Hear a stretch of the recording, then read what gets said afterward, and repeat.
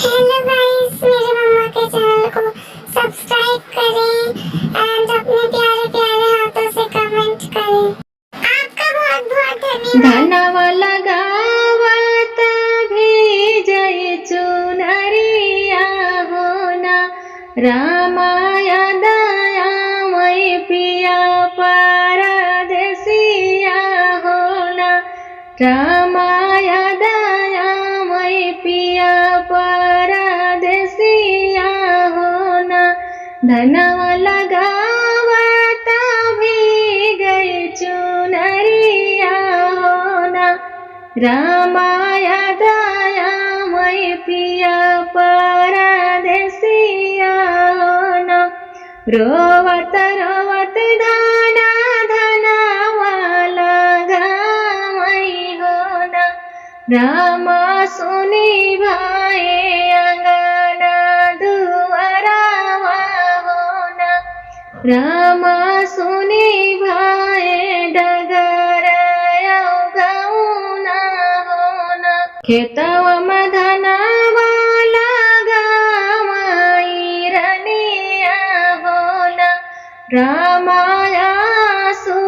सुगिरै नयनवा होना रामाया सुतौ गिरै नयनवा होना खेतवा में धनवा लगावै जौरनिया होना रामा सुजौ गिरै नयनवा होना रामाया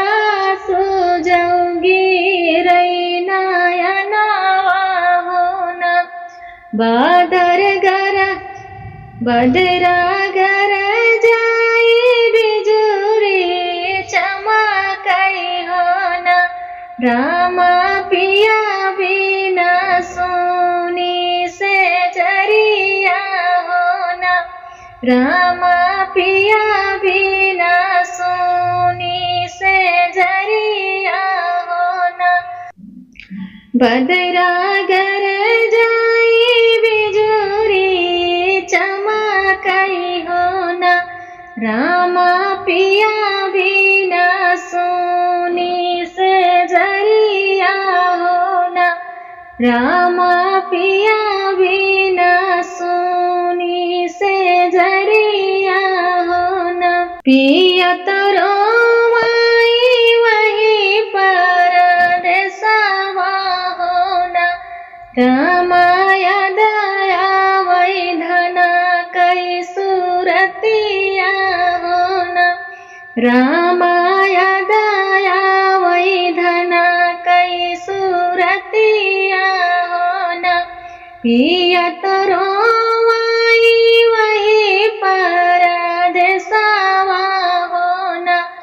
रामाया दयावै धना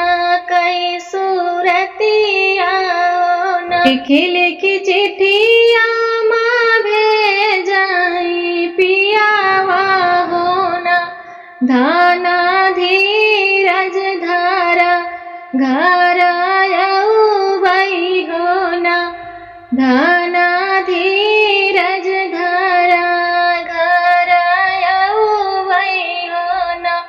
लिखी लिखी चिट्ठिया माँ भेजाई पियावा होना धाना धीरज धारा घरवा आउबै होना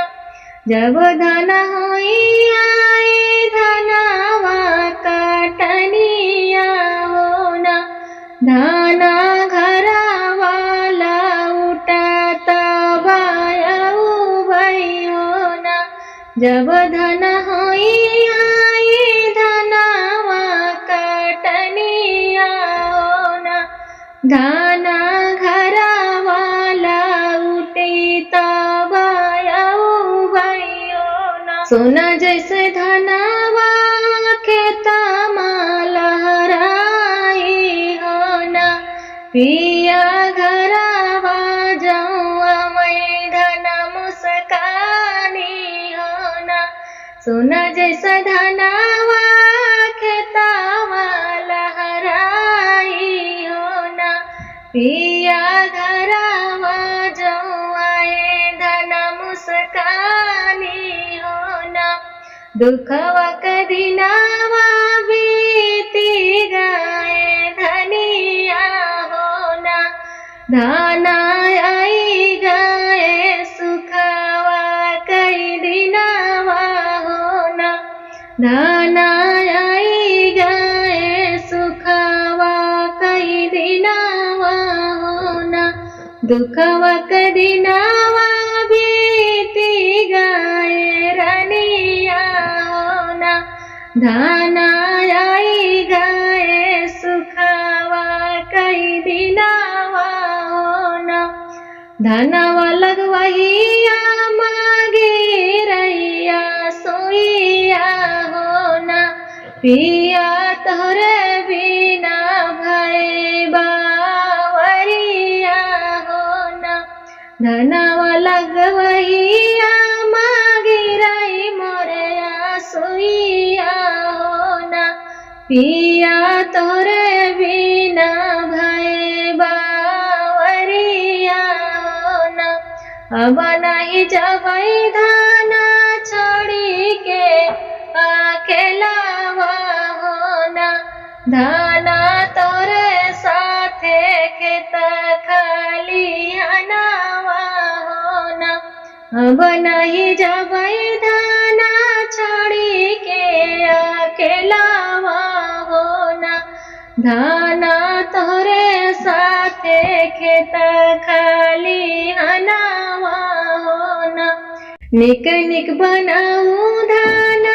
दुनौ जाने खाबै होना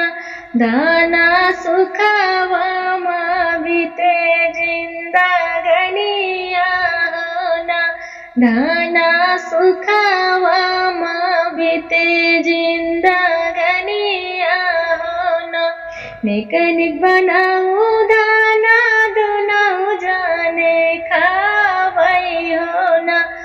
रामा सुखावा मा बीते जिंदगनिया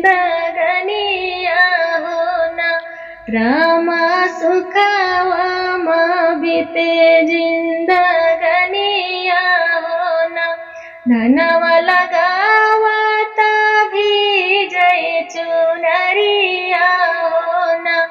रामाया दया मैं पिया परदेसिया होना रामाया दया मैं पिया परदेसिया होना।